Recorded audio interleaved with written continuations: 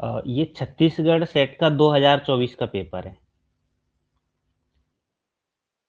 बड़ी बात है और हमें एक आइडिया लग जाएगा कि हमारे आजू-बाजू के स्टेट वाले कैसे क्वेश्चन पूछ रहे हैं, है ना? तो इसमें भी मैं पूरा डिटेल डिस्क्रिप्शन तो नहीं दूँगा, टाइम इतना नहीं लगेगा, 100 क्वेश्चन है ना? तो क्वेश्चन यहाँ पर पूछा गया है निम्न में से कौन-सा कथन सही है? अ, तो मैंने आपको कल ही बताया था, है ना? कि ग्लाइकोजिनोलाइसिस में ग्लाइकोजन बनता है क्या?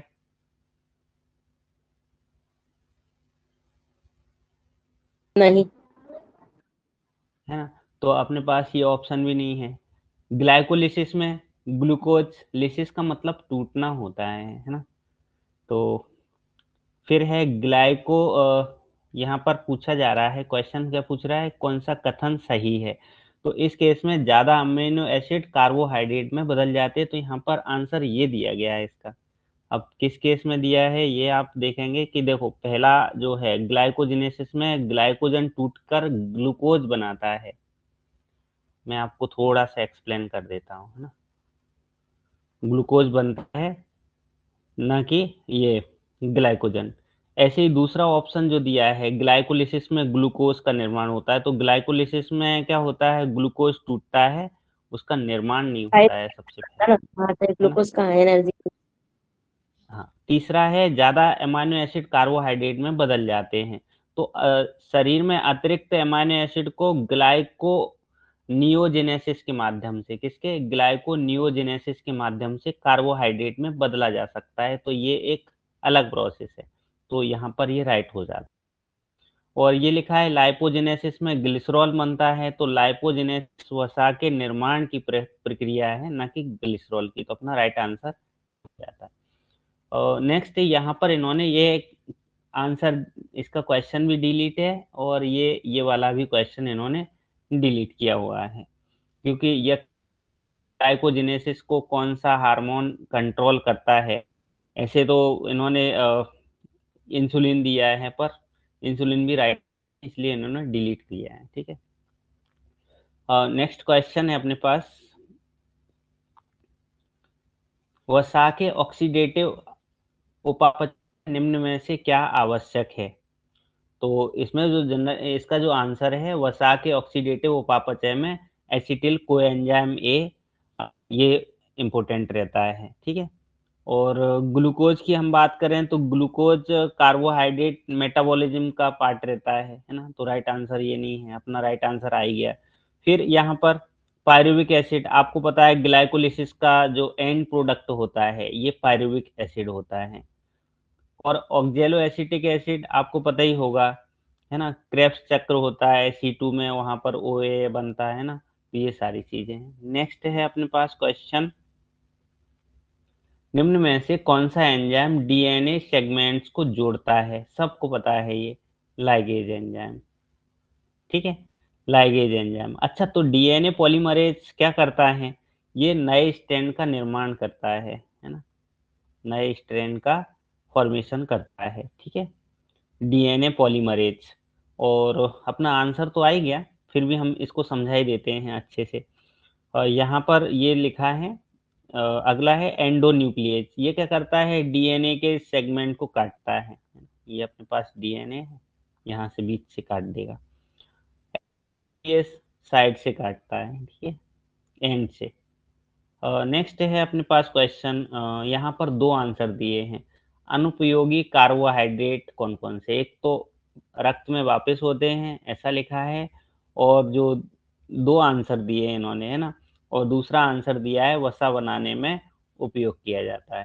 तो ये 2 आंसर हैं, जैसे आप इसको समझ लेना।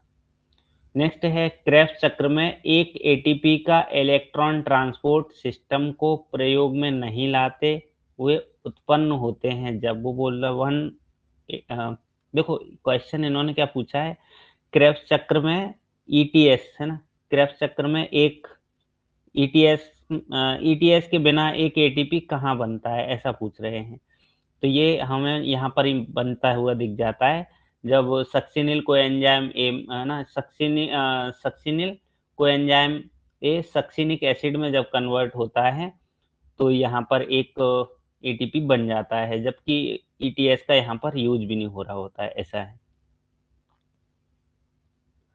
अगला क्वेश्चन है, हेप्टोन वे छोटे मॉलिक्यूल्स हैं जो इम्यून स्टिमुलेटिंग नहीं सेंसिटिव रेस्पॉन्स स्टिमुलेटिंग कर सकते हैं, ऐसा बोल रहा है। Haptens are those small molecules which can stimulate immune response, है ना, संवेदना उद्दीपित कर सकते हैं। तो ये भी इन्होंने डिलीट किया है आंसर, डिलीट बहुत है इसमें, है ना। ऐसे देखा जाए तो इसका आंसर पहला ही होना चाहिए था स्वयं अपने में, लेकिन उन्होंने डिलीट किया है। और नेक्स्ट है, निम्न में से एक कथन और एक तर्क है, सही विकल्प चुनिए।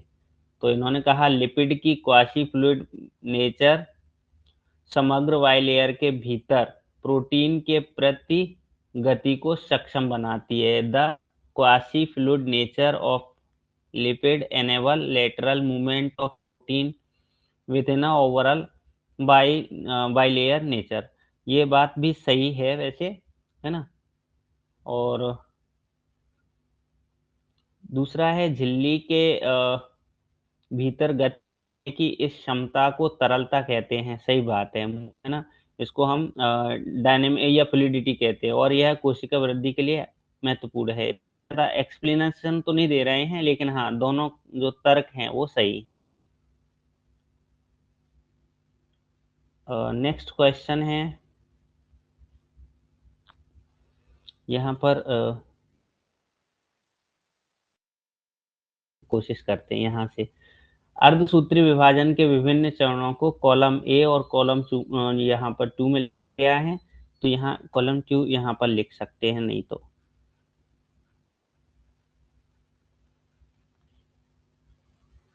पेयरिंग, दूसरा है टर्मिनल, फिर है crossing over, first second third crossing over, और फोर्थ है क्रोमोसोम अलाइन एट द। तो आपको पता है एक चीज, गुणसूत्र भूमध्य रेखी पट पर संरेखित हैं। भूमध्य रेखी मतलब अ, देखो वो पैकाइटिन स्टेज में मैंने आपको कई बार पढ़ाया है, इसमें क्रॉसिंग ओवर होता है ना।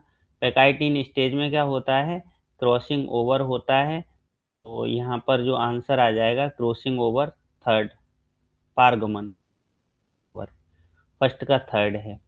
मेटाफेज में क्या होता है, होगा मेटाफेज में मिडिल प्लेट पे या इक्वेटोरियल आ जाते हैं, है ना। तो बी का कौन सा हो जाएगा, इक्वेटोरियल भूमध्य रेखा पर, तो ये मेटाफेज में होता है, ठीक है।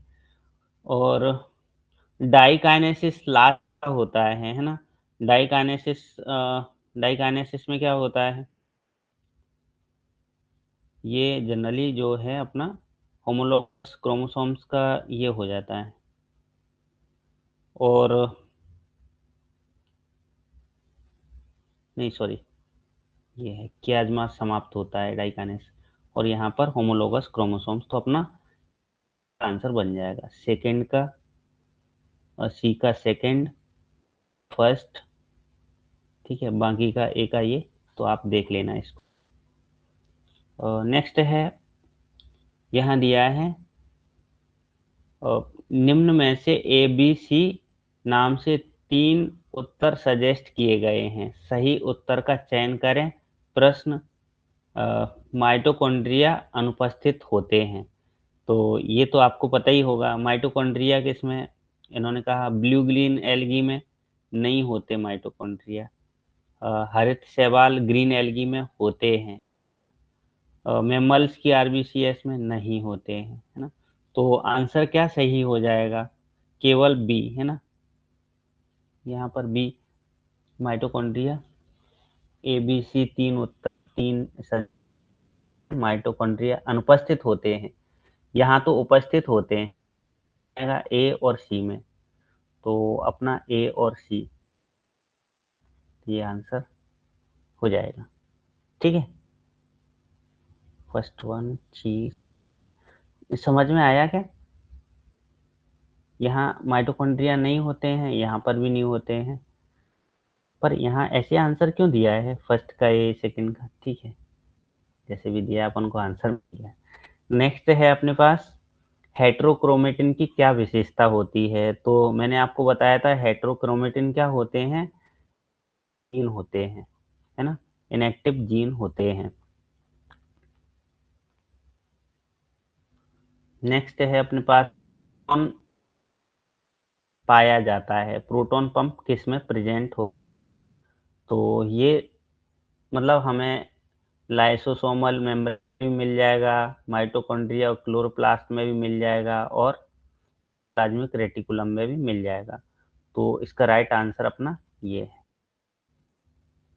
नेक्स्ट है अपने पास क्वेश्चन, कौन सा बेमेल जोड़ा है या मिसमैच्ड पेयर, है ना? लार्जेस्ट ऑस्ट्रिच सिंगल सेल, सबसे बड़ा पृथ्वी ऑस्ट्रिच का ही है, बिल्कुल सही है। गोल्गी बॉडी थी कैमिलो सी गोल्गी वाला। ने, है ना, तो यही हो गया। ये बेंडा ने दिया था, बिल्कुल ये बिल्कुल सही है। देखो अपने 3 आंसर एक्स्ट्रा मिल गए, है ना, तो इसलिए ये पेपर लगाना जरूरी होता है। नेक्स्ट है कुछ डीएनए संश्लेषण होता है, डीएनए एच। सिंथेसिस मतलब एस, ठीक है, ये हो जाएगा, सरल है। अच्छा ऐसे होता है G0, G1, S, G2, M. अब मैं आपसे पूछूं प्रोटीन का संश्लेषण कहाँ होता है, तो G1 में भी होता है, G2 में भी होता है। रिलेटेड चीजें भी, जैसे ये डीएनए सिंथेसिस चीजें और G1 फेज में ही हो जाती हैं, ठीक है। नेक्स्ट, ऐसे जीव जो उच्च विलेय सांद्रता वाले घोल पर विकसित हो सकते हैं, क्या कहलाते हैं?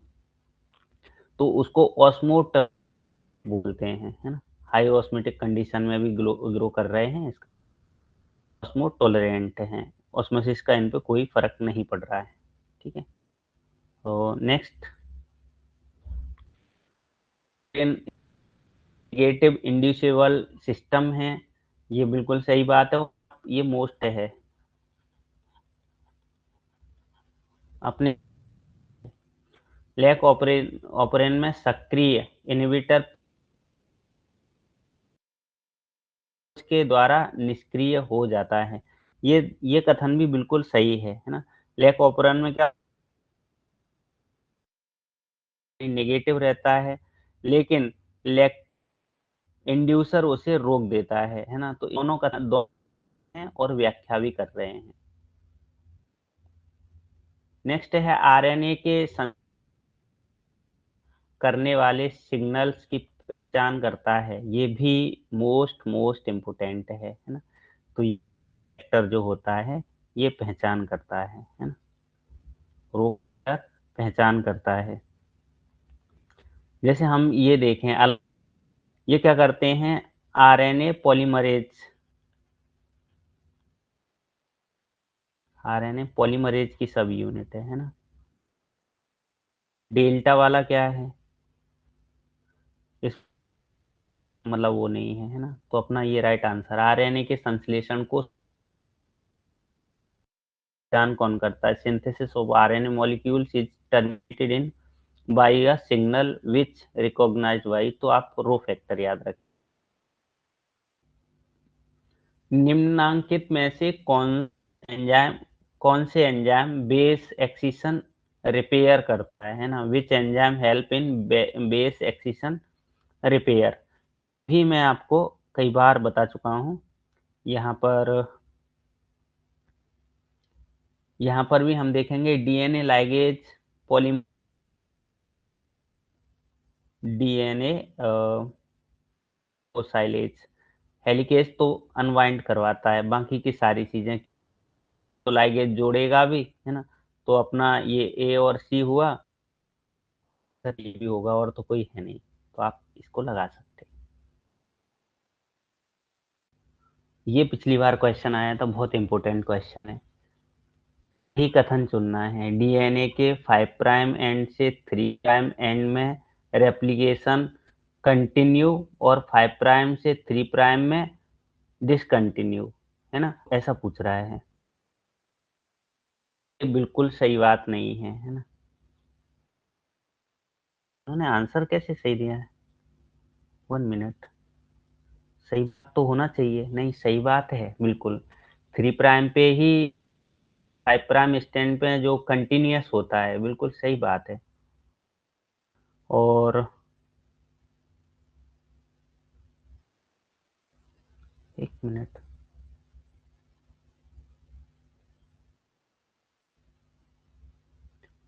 सही है बिल्कुल, है ना?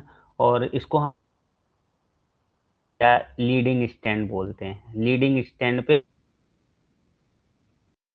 होता है 3 प्राइम टू 5 प्राइम स्टैंड में, है ना? कंटिन्यू चलता है और 5 प्राइम में डिसकंटिन्यू चलता है। इसको हम लीडिंग स्टैंड बोलते हैं, है ना? लीडिंग स्ट्रैंड बोलते हैं, है ना? इस पे ओकाजाकी फ्रेगमेंट बनते हैं। आप याद रखेंगे इसको, बस आप दिमाग में छाप लो। पिछली बार अपने इतना ही क्वेश्चन पूछा गया था अपने एपीपीएससी में, है ना? उसमें क्या असिस्टेंट वाले में। नेक्स्ट, इन्होंने कॉलम अलग तरीके के बनाए, बहुत डिफरेंट, है ना? कित को सुमेलित कीजिए। तो डीएनए की संरचना बताया था, आपको पता ही होगा, वॉटसन और क्रिक ने। ठीक है, वॉटसन और क्रिक, आप मैच कर लेना। डीएनए का सेमी कंजर्वेटिव आपको पता होगा, ये किसने दिया था? ये मिशेल्सन और स्टाल ने दिया था, है ना? मिशेल्सन एंड स्टाल ने दिया था। फिर वन जीन हाइपोथेसिस वीडल और टाटम ने दिया था। वीडल और टाटम। बचा अपने पास डीएनए पॉलीमरेज। तो इसके बारे में जो कॉर्नवर्ग हैं उन्होंने बताया। तो आप मैच कर लो। फर्स्ट का जा रहा है बी आप वाला। याद कर लो, है ना? है ना? फर्स्ट का थर्ड, हाँ ठीक है। बी का फोर्थ, बी का फोर्थ, हाँ ठीक है। हाँ, यही जा रहा है। तो आप याद करो। इनके आंसर थोड़े से इन्होंने कॉलम प्रॉपर नहीं बनाए। छत्तीसगढ़ वालों का पेपर है। नेक्स्ट है टीलोमियर के बारे में गलत कथन है ना? इन्होंने पूछा है टीलोमियर्स के बारे में क्या है। टीलोमियर्स आर टू रॉन्ग स्टेटमेंट। तो टीलोमियर अपन को पता है एंड सिरा होता है ऊपर, है ना? यह गुणसूत्र का अंतिम सिरा होता है। सिरा भी ढंग से नहीं लिखा, क्रोमोसोमल का एंड, बिल्कुल ठीक है। और केंद्रक झिल्ली से जुड़ा होता है। अरे इसमें केंद्रक कहाँ से आ गया? क्रोम, है ना? तो ये गलत हो गया। एक ही एक ऑप्शन तो गलत। इसके कारण गुणसूत्र आपस में चिपक जाते हैं। हाँ ठीक है। ये अत्यधिक रचना है, यानी हाईली कंजर्व। हाँ बिल्कुल सही बात है। ठीक है, तो अपना आंसर निकल आया है। नहीं, आ, गुणसूत्र केंद्रक से जुड़ा होता है। इन्होंने कहा केंद्रक से भी जुड़ा होता है मैडम। ये अपन को याद रखना पड़ेगा। सॉरी, आपस में चिपक नहीं सकते, अपने से रोकते हैं। ये क्या बोलते हैं? क्रोमोसोमल एंड, ये है। सॉरी, ये तो मेरे से।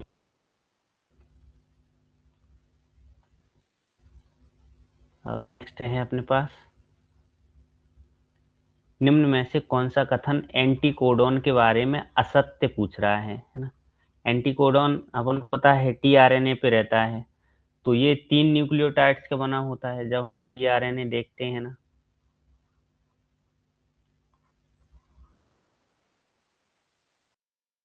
होती है और 3 से बनते हैं कोडॉन से। ठीक है, ये जेनेटिक कोड की मूल इकाई होते हैं एंटीकोडॉन।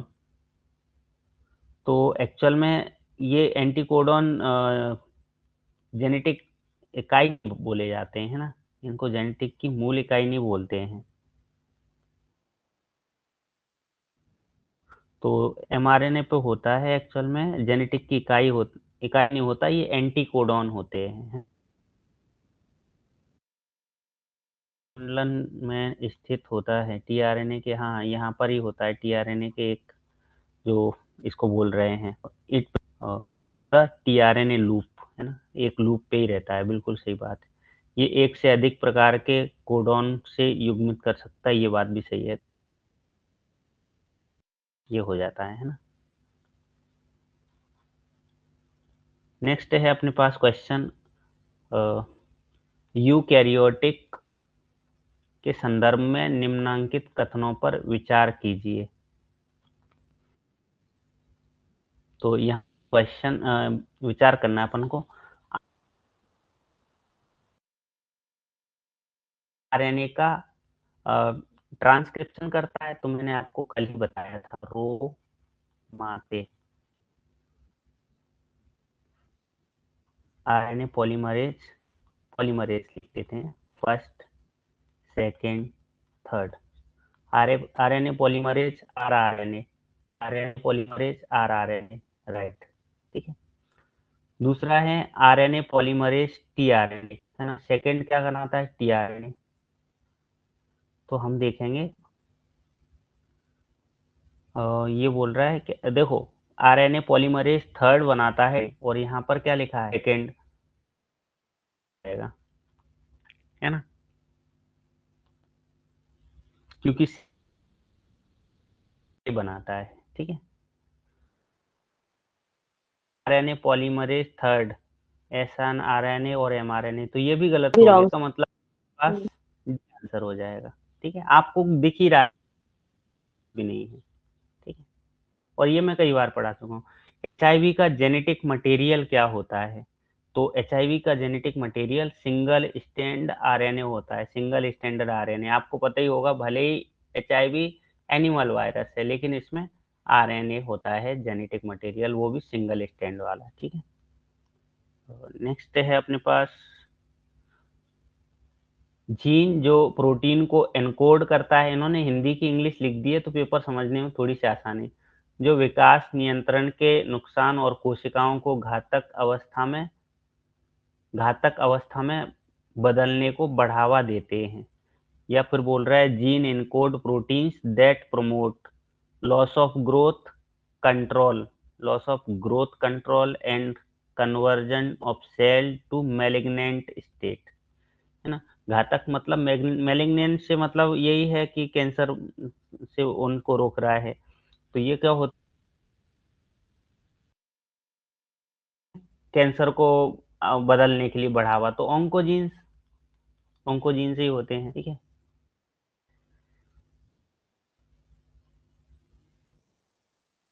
अंतः कोशिकी signaling intracellular signaling pathway includes, important question है, देखा जाए तो आप चाहो सकते हो, है ना। एक्चुअल में इसके सारे आंसर राइट बताए हैं कि जो सही है, ये भी सही है, ये भी, ये इंट्रासेलुलर सिग्नलिंग पाथवे के से रिलेटेड आंसर इन्होंने दिया है। WNT भी है, नॉच पाथवे भी है, CMP भी सिग्नलिंग है, तो आप इसको देख, मैंने उसके अनुसार बताया है। कौन सी GTP बाइंडिंग प्रोटीन है जो कोशिका केंद्रक तक सिग्नल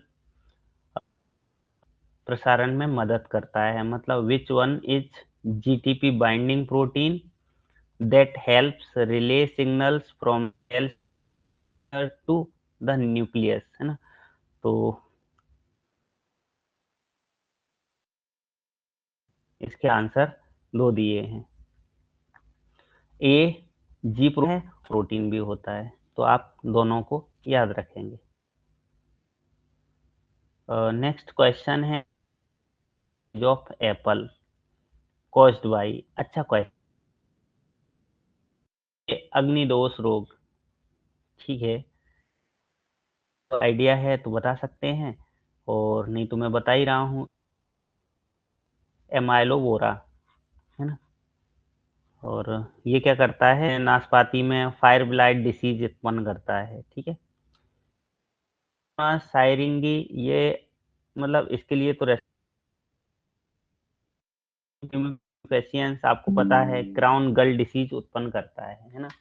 क्राउन गल है और इसका उपयोग हम जेनेटिक इंजीनियरिंग में भी करते हैं, आपको याद हो तो कभी मैंने बताया होगा, है ना।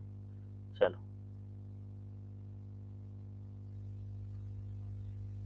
अच्छा ये बोट्रिटिस साइरेनेरिया ये क्या है, एक फंगस है, ध्यान रखेंगे।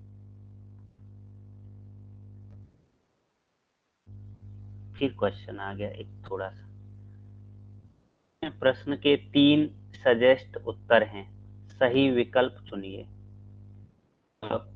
वो पूछ रहा है role of cell matrix adhesion protein, कोशिका मैट्रिक्स आसंजन प्रोटीन की भूमिका क्या है, पूछ रहा है।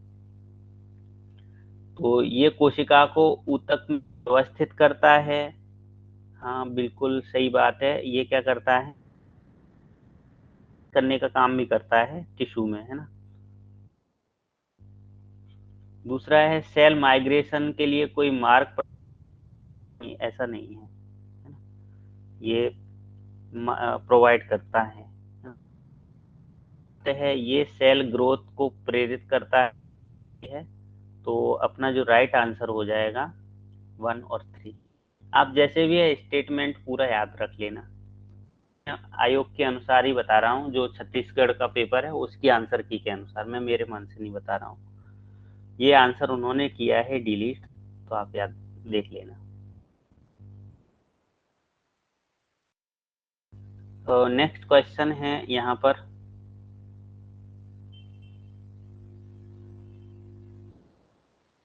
निम्न के 3 सजेस्ट उत्तर फिर से दिए हैं। टी सेल्स विभिन्न सेल सरफेस के अणुओं को एक्सप्रेस करता है ना। जैसे तो ये तो याद करने वाला ही क्वेश्चन है, ठीक है। CD3, CD90, CD28 और CD, तो आप जैसे भी हैं इनको याद कर। पूछ रहा है T cells express various cell surface molecule such as, ये सारे हैं।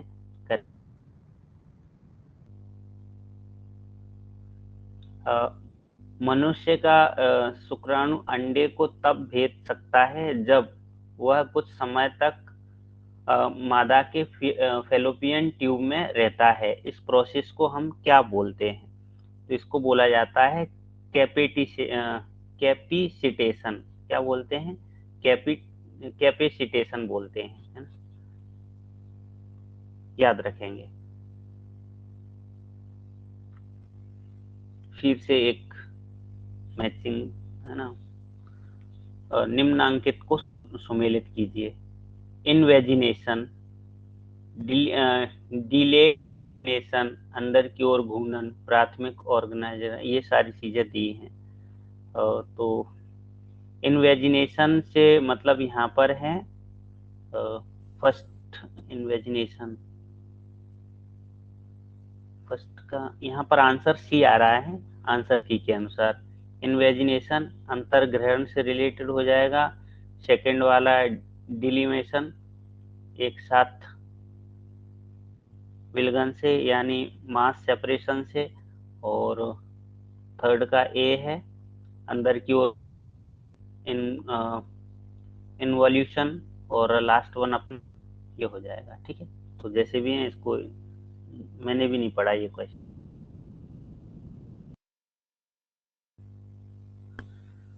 फर्टिलाइजेशन मेम्ब्रेन का क्या काम होता है, तो ये बस सीधा सीधा पहले ही की सुरक्षा करना। सही कीजिए।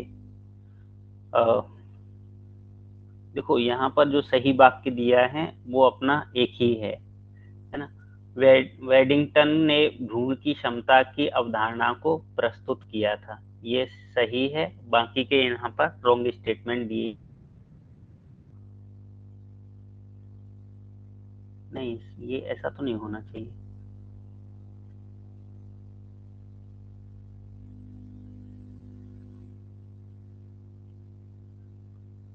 मिनट, ये तो नहीं होना चाहिए। रुको मैडम, अंडे की सुरक्षा करना नहीं होगा, फर्टिलाइजेशन से मतलब मेम्ब्रेन का नहीं, ये गलत है। इसका मतलब ये होना चाहिए डी वाला। आने वाले, हाँ, देर से आने वाले स्पर्मेटोजोआ को रोकना होता है। इसको फर्टिलाइजेशन मेम्ब्रेन का काम बोलते हैं, अदरवाइज दूसरे हम जा सकते हैं। तो ये आंसर है ना।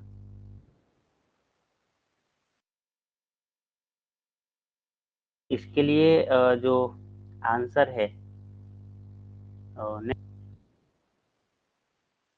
लिखेंगे यहाँ पर, वह दूसरी संरचना के निर्माण को प्रेरित करता है, उसे ऑर्गेनाइजर कहते हैं। ये भी इन्होंने सही बताई है, बाकी का इसको सही नहीं बताया, तो क्वेश्चन नंबर ए अपना सही हो जाएगा। नेक्स्ट है अपने पास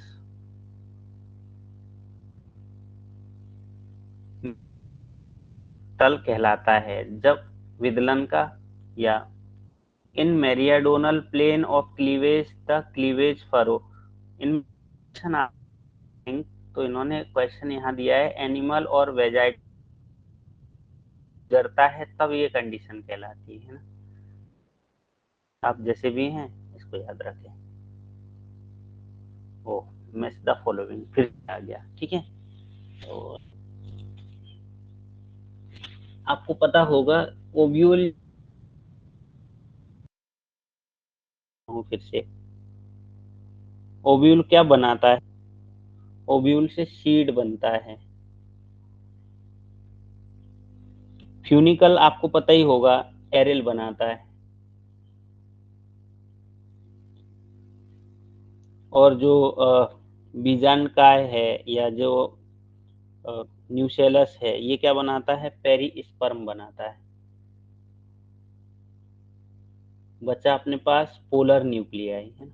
ये देखो, वैसे भी अपन ने बीजांड देखा है,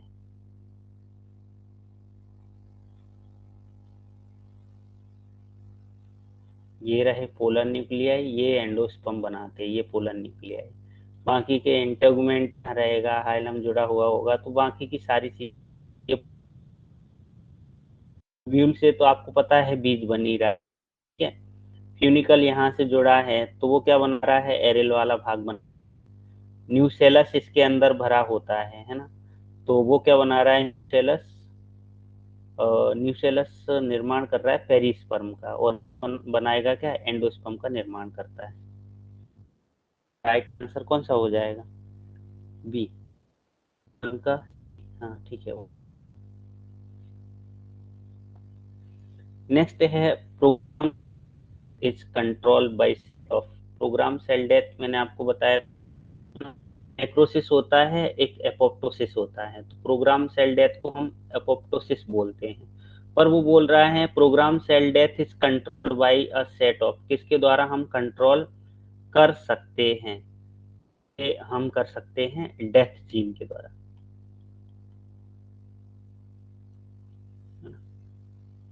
लीथल जीन मृत्यु का कारण बनते हैं, ऑन्कोजीन कैंसर उत्पन्न करते हैं, डेथ जीन ये विशेष प्रकार रूप से क्या होते हैं, प्रोग्राम सेल डेथ होते हैं या एपोप्टोसिस को कंट्रोल करते हैं, है ना। और सिस्ट्रॉन मैंने आपको बताया ही होगा कि डीएनए की जो फंक्शनल यूनिट होती है उसको हम सिस्ट्रॉन बोलते हैं। तो नेक्स्ट है हाइमेनेप्टेरा कीटों में क्या होता है निम्न में से, है ना। तो नर एप्लॉयड होता है, फीमेल डिप्लॉयड होता है ना। तो ये मधुमक्खी के केस में पूछा जा रहा है, बिल्कुल सही बात है ये। नर डिप्लॉयड नहीं, ये नहीं है, नर और मादा दोनों, दोनों, है ना।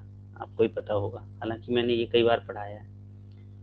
नेक्स्ट है अपने पास नाइट्राइट रिडक्टेज पाया जाता है।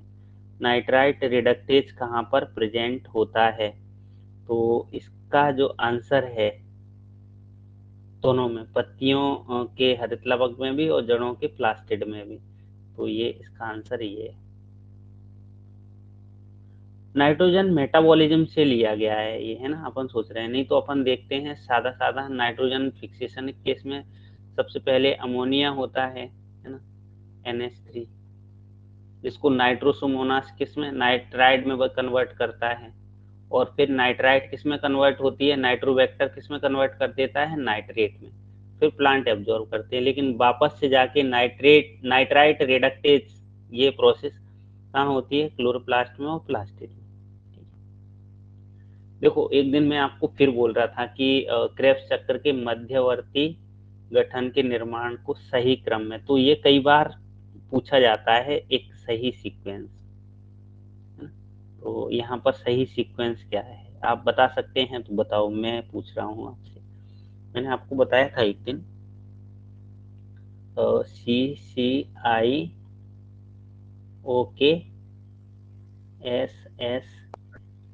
सेकंड OKSSFNO, वाला। तो इसका आंसर है ना सक्सिनेट, मैलेट और नहीं सर, सी ऑक्जेलो। डी बात।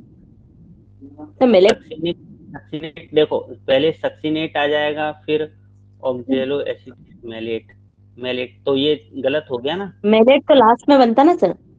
नहीं देखो यहाँ पर वो एक सीक्वेंस वैसे ही पूछ लिया है, आधा अधूरा ही है, क्रेब्स चक्र के मध्यवर्ती गठन के निर्माण।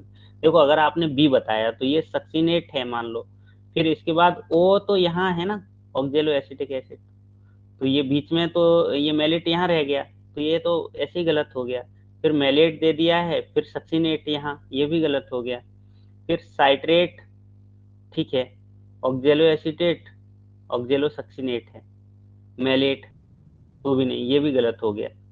अब अपन इसको भी देख लेते हैं, सक्सिनेट, फिर मैलेट, फिर ऑक्जेलो एसिटेट। अब जरूरी नहीं है कि वो पूरे सीक्वेंस दे, तो उसने कहा है कि निम्न में से मध्यवर्ती गठन के निर्माण सही सीक्वेंस बताना है, तो ये भी पिछली बार क्वेश्चन, जरूरी नहीं है बीच में कोई स्टेप छूट रही है, लेकिन अपन को याद रखना है कैसे भी करके।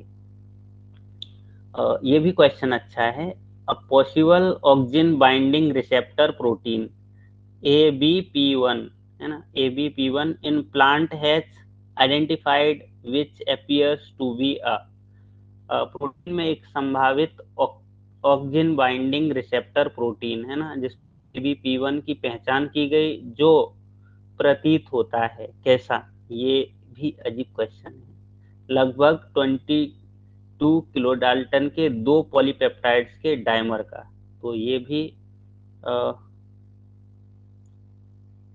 बी आंसर सही है, ये भी नहीं। नेक्स्ट है बायोलॉजिकल स्ट्रेंथ, स्ट्रेंथ मतलब स्ट्रेंथ या स्ट्रेस, स्ट्रेंथ पूछेगा कि स्ट्रेस, देखो यहाँ लिखा है स्ट्रेंथ, यहाँ लिखा है तनाव, तो जैविक तनाव है, जैविक तनाव हम किसको बोलते हैं, इलास्टिक, अगर स्ट्रेंथ पूछेंगे तो इलास्टिक और प्लास्टिक है, ठीक है, बायोलॉजिकल, तो आप इसको देख लेना, ज्यादा कुछ इसमें दिया नहीं है, खिंचाव से ही बात कर रहे हैं, तनाव का मतलब यहाँ स्ट्रेस वाले से नहीं लिया गया है, स्ट्रेंथ से लिया गया है, खिंचाव वाला, है ना, इलास्टिसिटी, प्रतिवर्ती, ठीक है, यही आंसर है। नेक्स्ट है निम्न प्रश्नों में से एक कथन और एक तर्क दिया है, विकल्प का सही चुनाव करना है ना।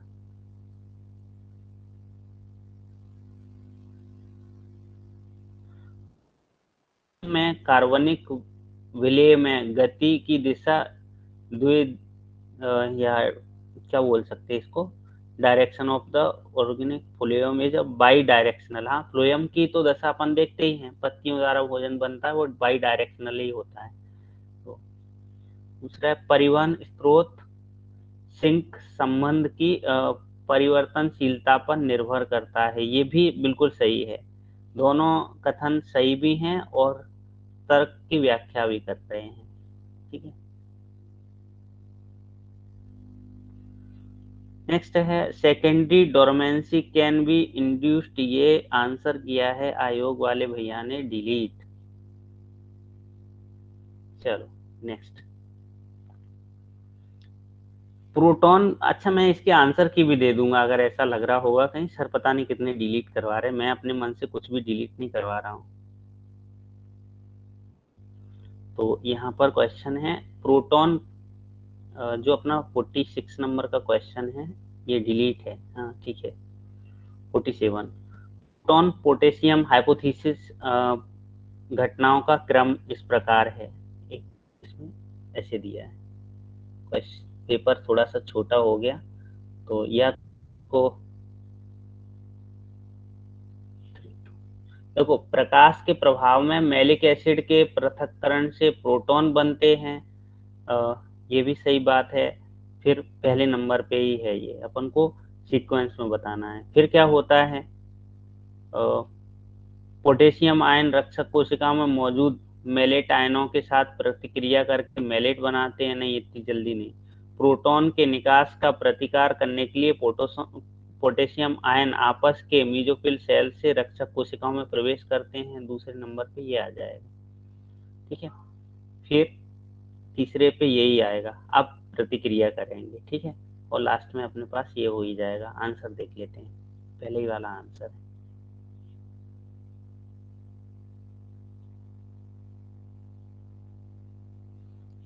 नेक्स्ट, इसके बारे में कौन नहीं जानता। ग्लाइकोलिसिस में क्या होता है, ग्लूकोज से ग्लाइकोजन बनता है, बिल्कुल नहीं, आपने पढ़ा ही होगा, है ना। फिर क्या होता है, ग्लाइकोजन से ग्लूकोज होता है, बिल्कुल नहीं। ग्लूकोज पायरुविक एसिड में बदल जाता है, बिल्कुल सही बात है।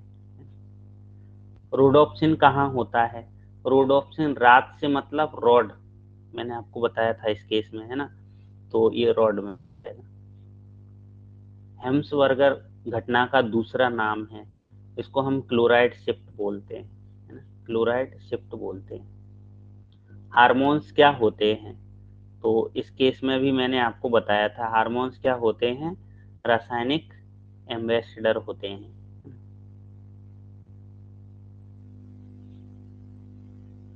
संदेशवाहक जिसको बोलते हैं। निम्न में से क्या सांस लेने में तकलीफ देता है, तो एयर पॉल्यूशन, हाई टेम्परेचर, आवाज, इनसे कोई कनेक्शन, इतना सरल क्वेश्चन है। सनसाइन विटामिन, विटामिन डी, ऐसे क्वेश्चन अपने यहाँ नहीं आएंगे, है ना मैडम। लाइट उत्पन्न करने वाली मछलियों में विशेष अंग पाए जाते हैं जिन्हें हम क्या बोलते हैं, तो इनको हम क्या बोल सकते हैं, इनको बोलते हैं फोटोफोर। हाँ, ये अच्छा है क्वेश्चन।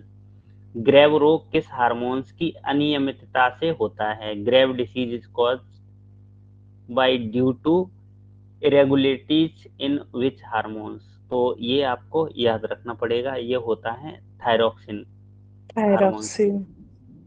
है ना, थायरोक्सिन हार्मोन, ग्रेव रोग। नेक्स्ट है, म्यूटेशन एक जरूरी एस्पेक्ट है ना, किसके लिए, सामान्य वृद्धि के लिए, सामान्य वृद्धि से इसका कोई मतलब नहीं है। एवोल्यूशन के लिए बिल्कुल सही है, कोशिका विभाजन से इनसे भी इनका कोई मतलब नहीं। नेक्स्ट है, मनुष्य के एक्स क्रोमोसोम्स के ये क्या लिखा है, एक्स ट्रेट्स को जीन द्वारा कंट्रोल करते हैं, इसको हम क्या कहते हैं, तो इसको बोला जाता है सेक्स लिंक्ड, ठीक है। फिर है अगला क्वेश्चन इसी से रिलेटेड, सेक्स लिंक गुण होते हैं, प्रभावकारी भी हो सकते हैं और रिसेसिव भी हो सकते हैं, है ना। यहाँ आंसर दोनों है, तो आप इसको याद रखेंगे। बोल रहे यदि कलर ब्लाइंडनेस महिला महिला सामान्य पुरुष से शादी करती है, ये है नॉर्मल से, तो उनके बच्चे कैसे होंगे, तो इस केस में तो आपको पता ही होगा, यहाँ पर डॉटर होंगी कैरियर और पुत्र होंगे कलर ब्लाइंडनेस, नहीं है तो मैं यहाँ सॉल्व कर देता हूँ। एक तो ये है, ठीक है, एक कंडीशन ये भी बनेगी, ये होगा कैरियर, ठीक है। अरे मैंने इसी से बना दिए, नॉर्मल बनाना चाहिए था, ठीक है, इससे भी बनेंगे ना, और ये कलर ब्लाइंडनेस हो ही जाएंगे, एक नॉर्मल कंडीशन में ही बनेंगे, ठीक है, एक्स वाई, ये तो यहाँ पर ये हो जाएंगे। वहाँ नंबर ऑफ वो दिए नहीं है, है ना, सामान्य पुत्र तथा कैरियर पुत्रियां, सामान्य पुत्र तो हो ही नहीं सकते हैं, सामान्य पुत्र हो ही नहीं सकते हैं, तो ये दोनों रंध्र पुत्र और तथा पुत्री, इससे पूरा करा ही नहीं इन्होंने, या तो वो पूरा आंसर दे देते। मनुष्य में 12 बॉडीज पाई जाती हैं जो संबंधित होती हैं, तो ये मैं आपको बता दूं, ये फीमेल सेक्स क्रोमोसोम से रिलेटेड होती है ना। यहाँ पर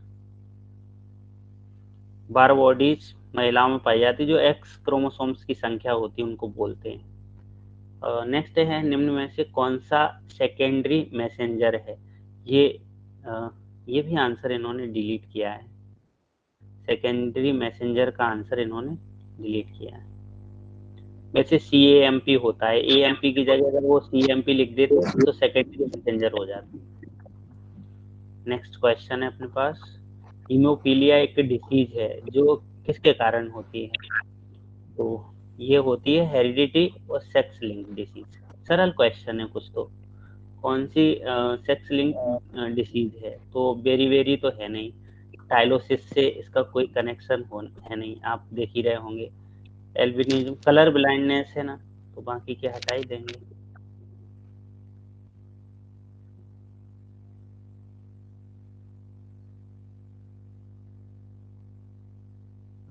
सबको क्लियर हो रहा है। नेक्स्ट, भारत में यथा स्थान संरक्षण के प्रयास प्रतिबिंबित होते हैं, मतलब इन सीटू की बोल रहा है, in situ conservation effort are reflected, तो ये तो याद करने पड़ेंगे और इनके नंबर भी चेंज हो गए होंगे, कोई भरोसा नहीं है। यहाँ पर 14 बायोस्फीयर है और 19 नेशनल पार्क हैं, ठीक है। तो ये क्वेश्चन तो याद करने वाला है, तो इनको थोड़ा सा देख लेना।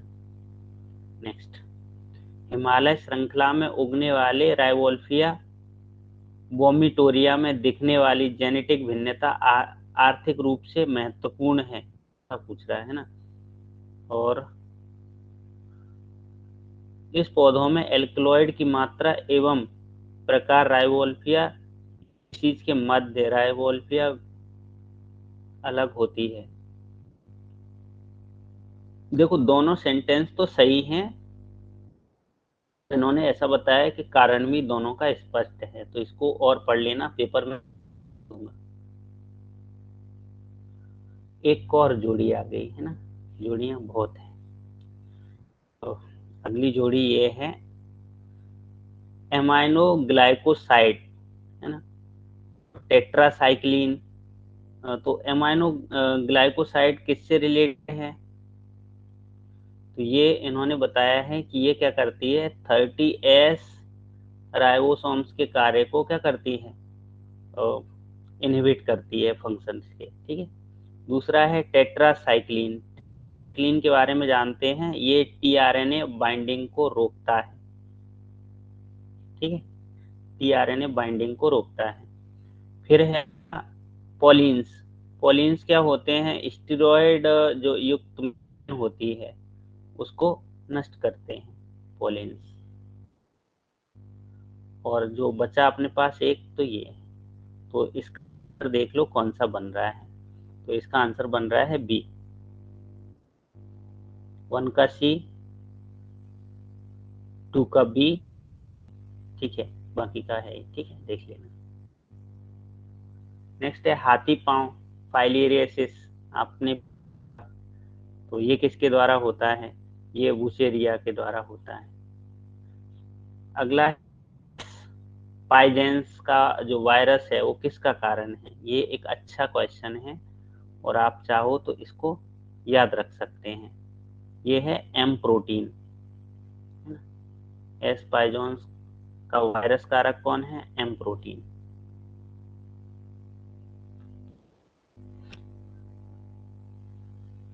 नेक्स्ट है भारत में उष्ण कटिबंधीय वन का विशालतम हिस्सा अधिग्रहित है, तो ये है अपने पास सबसे ज्यादा उष्ण कटिबंधीय नम पर्णपाती वनों से। देखो अलग अलग आंसर भी दिए, पर ये आप देख लो यहाँ क्या पूछा, भारत में उष्ण वन का विशालतम हिस्सा, उन्होंने इससे ही बताया है, कहीं कहीं आंसर भी है, पर आप देख लेना यही आंसर की के अनुसार है ना। अंतरजीवी विष का स्वभाव होता है, ये होता है पॉलीसेकेराइड्स, है ना, पॉलीसेकेराइड्स होता है अंतरजीवी विष का स्वभाव। Natural of toxins. अगला क्वेश्चन है, क्लास्ट्रीडियम किस प्रजाति से फूड पॉइजनिंग होती है? तो देखो, क्लास्ट्रीडियम बोट्यूलिनम से भी, बोट्यूलिज्म, है ना, बोट्यूलिज्म से भी होती है, और इनमें आंसर में ये भी दिया है कि जो क्लास्ट्रीडियम परफ्रिंजेंस होता है, इनके द्वारा भी होता है। मुख्य तो ये दिया आंसर, लेकिन आयोग वालों ने इसको भी सही किया है, तो आप एक बार इसको चेक कर लेना, क्या ये इज इट करेक्ट और नॉट। ट्रिंकलिंग फिल्टर्स किसके उपचार में प्रयुक्त होते हैं? Trickling filters are use in the treatment of, तो ये जनरली होते हैं डोमेस्टिक सीवेज या घरेलू सीवेज में, है ना, तो आप याद रखेंगे। फिर से एक टेबल आई है ना, match the following. Litre fall and decay, कूड़े का गिरना और सड़ना, इसको हम क्या बोलते हैं? ये एक ऑटोजेनिक प्रोसेस है, क्योंकि कोई गिरा नहीं रहा है,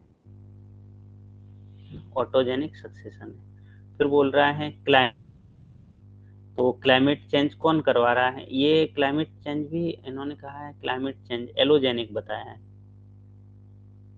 क्यों नहीं, हम इसको एंथ्रोपोजेनिक भी बोल देते, लेकिन और भी चीजें हैं, इसलिए एलोजेनिक कहा है। पॉल्यूशन, पॉल्यूशन के लिए आपको पता ही है, मनुष्य ही फैला रहे हैं, तो एंथ्रोपोजेनिक हो जाएगा। और बचा अपने पास ये, तो इनके आंसर, इनका जो आंसर आएगा ये है, ठीक है।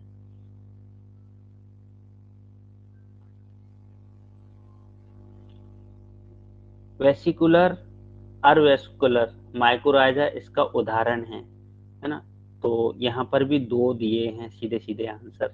एक तो सिम्बायोसिस का उदाहरण भी है, और इन्होंने बताया कि ये ऑब्लिगेट म्यूचुअलिज्म भी है ना, अर्वेस्कुलर वेस्कुलर माइकोराइजा।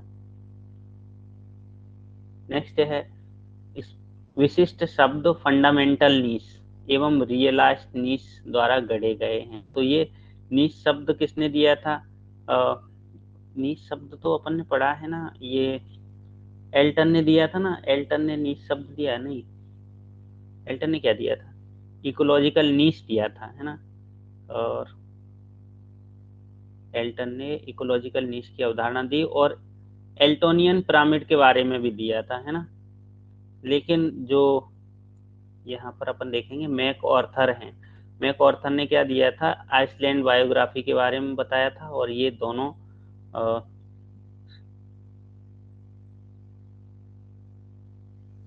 यही है, ये नहीं है, मैक ऑर्थर ने तो कुछ और बताया था, आइसोलेशन के बारे में बताया। बायोग्राफी, आइलैंड बायोग्राफी के लिए बताया था, है ना। एल्टन ने, मैंने बताया कि जस्ट क्या बताया था, इकोलॉजिकल नीश बताया था, और पिरामिड के बारे में, एल्टोनियन पिरामिड के बारे में। हाँ, सी हचिनसन ने नीश के लिए दो चीजें बताई थी, ये सही है, फंडामेंटल नीश और रियलाइज नीश, हाँ, ये हो जाएगा। फिर से क्वेश्चन आ गया, अभी मैंने आपको ऊपर बताया था ग्रीन हाउस गैसों का सही संयोजन इस क्रम में है। शायद मैंने सुबह वो, मैं कह रहा हूँ सुबह शाम वाली क्लास में मैंने शायद इकोलॉजी में कुछ बताया था क्या, रिलेटेड कुछ तो बताया था मेरे को, जहां तक लग रहा है। तो सी आएगा ना सर शायद, सबसे ज्यादा कार्बन डाइऑक्साइड, फिर ये, सी। हाँ, तो अगर ये दो पहले हैं कहीं भी नहीं है, तो ये भी गलत, ये भी गलत, ये भी गलत, इसके बाद कोई भी होती है। और नेक्स्ट है अपने पास क्वेश्चन, समूह जीवन तालिका इस प्रकार जान, cohort life table are also known as, तो ये भी याद करने वाला है, एक डायनेमिक से रिलेटेड है और हॉरिजॉन्टल से, तो अपना जो राइट आंसर है भी है ना। अब ये क्या है मुझे भी नहीं पता, मैंने भी नहीं पढ़ा, बहुत सारी चीजें नहीं पढ़ी। सामुदायिक विकास की प्रक्रियाओं का सही सीक्वेंस क्या है? Correct sequence processes involve in communities development is, है ना। तो इसका आंसर सीधा सीधा इन्होंने जो दिया है फर्स्ट है, पहले नंबर पे आएगा कॉम्पिटिटिव, फिर थर्ड नंबर वाला सेकंड पे आ जाएगा, और फिर फोर्थ वाला थर्ड पे, और ये तो कॉम्पिटिटिव एक्सक्लूजन प्रिंसिपल, फिर दिया है नीच डिफरेंशिएशन एमंग कंपटीशन, फिर symbiosis between group of species, last में ये। तो ये सामुदायिक विकास के सही सीक्वेंस को बता रहा है, तो ये सीक्वेंस पूरे याद ही करने पड़ेंगे। फिर से दे दिया इन्होंने, choose the correct combination of statement for resource partitioning, है ना। प्रतिस्पर्धी संसाधन विभाजन को परिभाषित करने के लिए यहाँ पर तो इन्होंने ये सारे दिए हैं रिसोर्स पार्टीशनिंग के लिए, है ना। रिसोर्स पार्टीशनिंग के केस में जब दो या दो से अधिक कॉम्पिटिटर हों, है ना, पौधे पानी तक अपनी पहुंच को बांट लें तो भी, है ना, ये सारी कंडीशन दी है तो रिसोर्स पार्टीशनिंग हो जाती है। ठीक है, तो अपना राइट आंसर कौन सा हो जाएगा, इसमें दिया नहीं है ना, यहाँ पर पूरा फर्स्ट सेकंड थर्ड फोर्थ नहीं दिया है, इसलिए इसका पूरा आंसर आ जाएंगे चारों। आयोग ने इसके चारों आंसर रखे। नेक्स्ट है random genetic drift was proposed, यादृच्छिक आनुवंशिक बहाव का सिद्धांत किसने दिया था, ये दिया था शीवेल ने, है ना, शीवेल राइट ने दिया था। हाइडी विनबर्ग का अलग है, फिशर का अलग है, तो मैं आपको थोड़ा सा बता देता हूँ। जेनेटिक ड्रिफ्ट इन्होंने बताया शीवेल राइट ने। हाइडी विनबर्ग ने क्या दिया था, जेनेटिक बैलेंस की थ्योरी दी थी। फिशर ने क्या दिया था, सांख्यिकी के आधार पर इन्होंने बताई थी चीजें, और बायोलॉजिकल स्पीशीज कॉन्सेप्ट दिया था मायर ने। ठीक है, निम्न में से कौन सा वाक्यांश सहज व्यवहार को सबसे अच्छा वर्णित करता है, तो इसका आमतौर पर जन्मजात एवं सापेक्षिक रूप से दृढ़ होता है। आमतौर पर व्यवहार को, सहज व्यवहार को सबसे अच्छा वर्णित करता है, आमतौर पर जन्मजात एवं सापेक्षिक रूप से दृढ़ होता है। प्रथम वार में गलत तरीके से निष्पादित नहीं, यहाँ सीधा आंसर यही दिया है, आमतौर पर जन्मजात एवं सापेक्षिक रूप होता है। ये सहज व्यवहार की बात हो रही है ना, बाकी कोई ऐसा नहीं दिया है। ठीक है, कोई कार्य है, कोई कैसा है, तो ये चीजें नहीं वहां बताई। नेक्स्ट है, जब कोई एक जीव अपने मूल्यों पर दूसरे जीव के फिटनेस को बढ़ाता है तो इस प्रकार के व्यवहार को हम क्या बोलते हैं, इसको अल्टरिज्म बोलते हैं। मतलब कोई अपनी जान जोखिम में डाल के दूसरे को बचा रहा है तो हम उसको अल्टरिज्म ही बोलते हैं।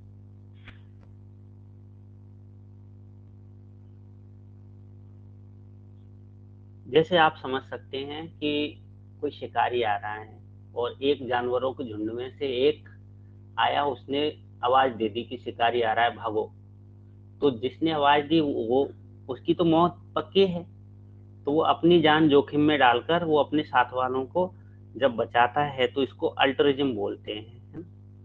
नेक्स्ट है पोस्ट मेटिंग पृथक्करण के लिए रेस्पॉन्सिबल है ना, among which factor is responsible for post mating isolation। तो इसका जो सीक्वेंस बनाना है अपन को,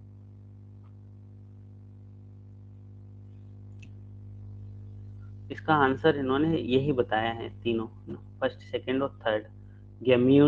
गैमीट मोर्टेलिटी, जाइगोटिक मोर्टेलिटी और हाइब्रिड इनबैलेंस, तो ये रेस्पॉन्सिबल है कैसे भी, कुछ जूलॉजी के क्वेश्चन भी हो गए। नेक्स्ट यहाँ पर दिया है क्वेश्चन, इसका आंसर दोनों ही असत्य दिए हैं, तो आंसर यहाँ पर पढ़ने की जरूरत भी नहीं है। नेक्स्ट फिर से एक अपने पास मैच द फॉलोइंग आ गया। ठीक है, favour the extreme gene of phenotype, लक्षण प्ररूप के बृहद परास का समर्थन, तो इसका जो आंसर है ये डायरेक्शनल होता है, डायरेक्शनल सिलेक्शन। फिर इन्होंने कहा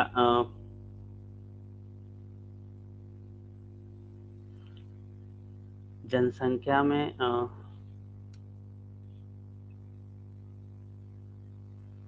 परिवर्तन करता है। हाँ sir. 1 minute madam, I think first का ए ठीक है, सेकंड का बी। जनसंख्या में कुल एलील्स की उपस्थिति को हम जीन पूल कहते हैं। प्रजनन की क्षमता के सापेक्ष उपाय को हम क्या बोल सकते हैं? तो इसके लिए इन्होंने कहा है और इसको हम फिटनेस बोलते हैं। जनसंख्या में जीन परिवर्तन के कारण नए लक्षण, तो हम इसको माइक्रो एवोल्यूशन बोलते हैं। तो अपना राइट आंसर ये है, नहीं सॉरी बी। सी कहाँ से हो जाएगा? और नेक्स्ट ओ, मैंने ये याद करवाया था, देखो हर एग्जाम में मिलता है ना। ड्रायोपिथिकस ऑस्ट्रेलोपिथिकस है कि मैंने आपको बताया था, क्या बताया था मैंने? 1 मिनट, शायद मैंने बाइक नहीं रखी है। हेलो। सर। हाँ हाँ, अच्छा रखी नहीं, मैं भूल गया, 1 मिनट है ना। हाँ हाँ, रख के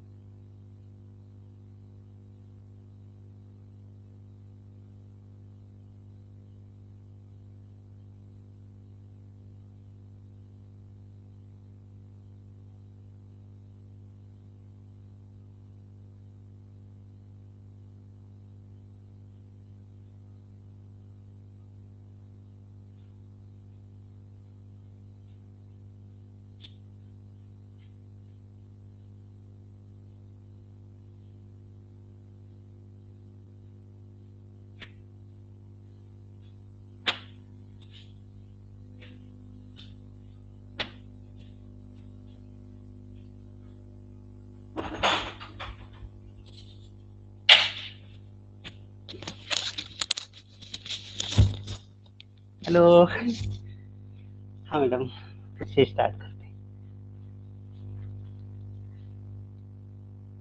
1 मिनट।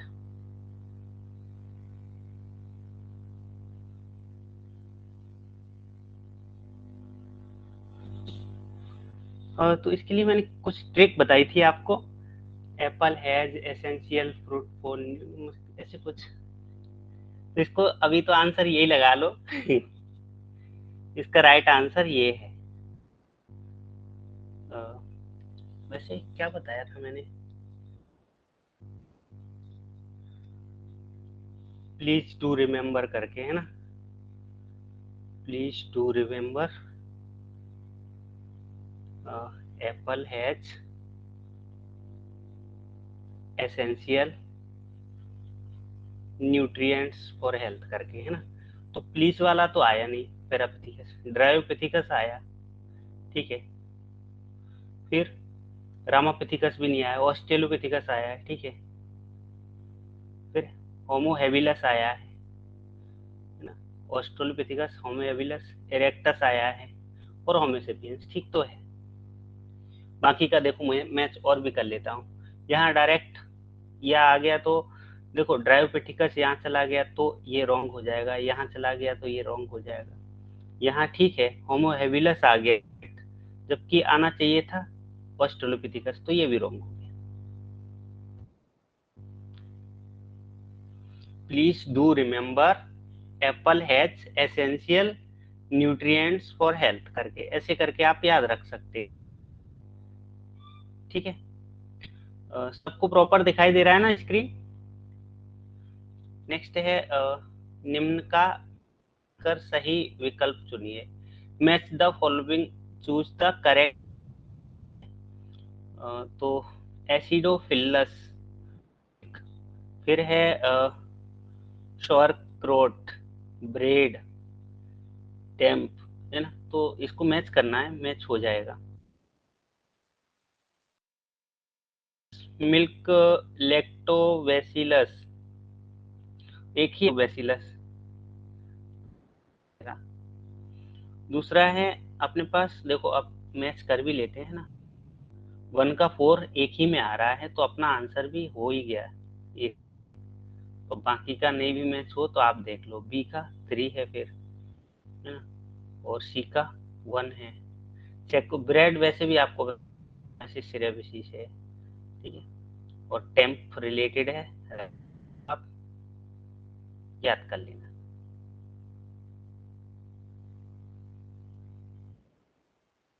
भी पूछा जाता है, A cry second, A B और क्राई फर्स्ट, जो जीव विष उत्पन्न करता है, जो नियंत्रित करते हैं। तो यहाँ बताया कपास, क्रमशः कपास की सुंडी एवं मक्का छिद्रक, तो यही आंसर दिया है इन्होंने, तो आप इसको याद रखेंगे। नेक्स्ट है मृदा में लेड या पीवी का फाइटो रेमेडिएशन अचीव किया जा सकता है किसका उपयोग करके। तो यहाँ पर जनरली जो ब्रेसिका जंसिया है इसका उपयोग करके हम फाइटो रेमेडिएशन कर सकते हैं। नेक्स्ट है वह कोशिका जो विशेषतया विविधता, स्मृति एवं स्वयं गैर पहचान के प्रतिरक्षक गुण धारण करती है। The only cell to possess the immunological attributes, specially memory cells. तो वो कौन सी सेल्स होती हैं जो प्रतिरक्षा का गुण धारण कर लेती हैं स्वयं में, है ना, तो मेमोरी जैसी सेव हो जाती है कि अगर कोई अटैक करे तो वापस से उनको पता रहता है, तो ये होती है मैक्रोफेजेस। नहीं, मैक्रोफेजेस नहीं होना चाहिए, इसका आंसर होना चाहिए लिम्फोसाइट। इम्यूनोग्लोबिन्स फ्रैक्शन में सक्रिय मॉलिक्यूल्स होते हैं, ये होते हैं अपने एंटीबॉडीज। नेक्स्ट एडीए की कमी जीन थेरेपी के द्वारा पूर्णतः ठीक नहीं किया जा सकता है, और फिर ये बोल रहा है जेनेटिक रूप से बनाए गए लिम्फोसाइट कल्चर कंडीशन में अमर नहीं होते, ये नहीं सही है, ये सही है।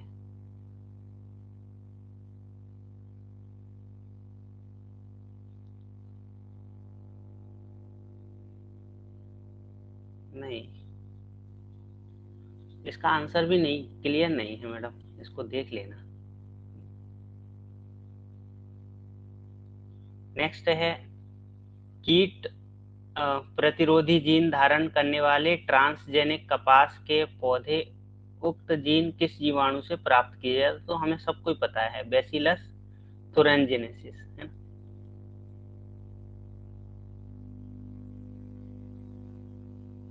नेक्स्ट है पॉलीमरेज चेन रिएक्शन के एप्लीकेशन हेतु सही विकल्पों का चयन कीजिए पीसीआर के लिए, है ना। तो पीसीआर में यहाँ पर पैटर्निटी टेस्टिंग के लिए कर सकते हैं।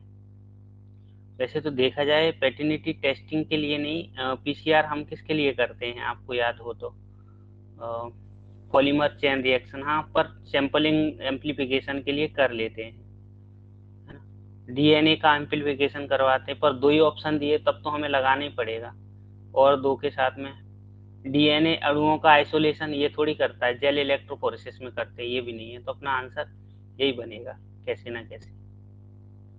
नेक्स्ट है ब्रैडफोर्ड प्रोसेस में उपयोग की जाने वाली तरंग दैर्ध्य। तो ब्रैडफोर्ड एक मेथड है, और इसमें हम जनरली जो 595 नैनोमीटर की वेवलेंथ यूज करते हैं, है ना। और इसमें एक डाई इस्तेमाल की जाती है, उस डाई का नाम चाहो तो याद रखो, कुमासी ब्रिलियंट ब्लू।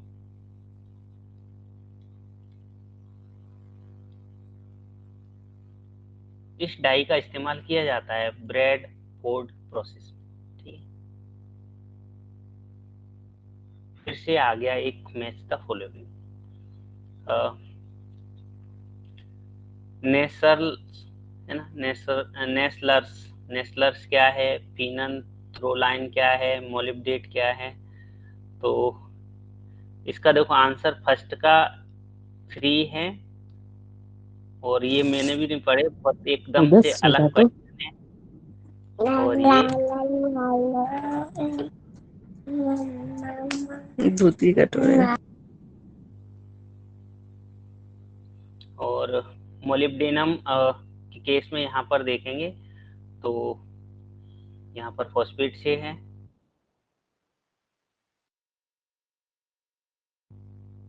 डी का फर्स्ट से है, तो आप जैसे भी हैं इसको मैंने भी नहीं पढ़ा ये, अच्छा क्वेश्चन। माध्यिका ऐसे परिभाषित कर सकते तो इस केस में द्वितीयक चतुर्थक, है ना, ये अपने उससे क्वेश्चन है स्टैटिक्स से।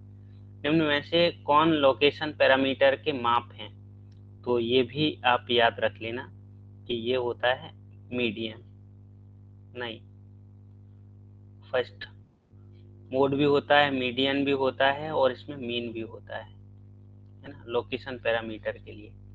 इसका राइट आंसर अपने बी हो जाएगा। और लास्ट, इन सीटू हाइब्रिडाइजेशन, या जिसको हम फिश बोलते हैं, क्रियाविधि का उपयोग करता है किसका, तो इसमें साइटोजेनेटिक्स का उपयोग होता है, ठीक है। और ये रहे अपने पूरे क्वेश्चन।